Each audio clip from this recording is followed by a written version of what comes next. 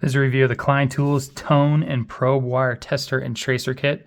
I just bought this a couple of weeks ago. I have some old wires I'm trying to figure out in my house they were probably run like 30 years ago, so I definitely wanted to try to trace it out. So I bought this to do two things. The first thing was to trace it out within the wall. So we got the probe, we got the toner, and we got a couple of different attachments that can attach to the toner. First of all, to tone it out, you just turn it to tone mode, plug this in, or you could do the alligator clips if you'd prefer. Turn this probe on, and as it gets closer to the wire, it goes off.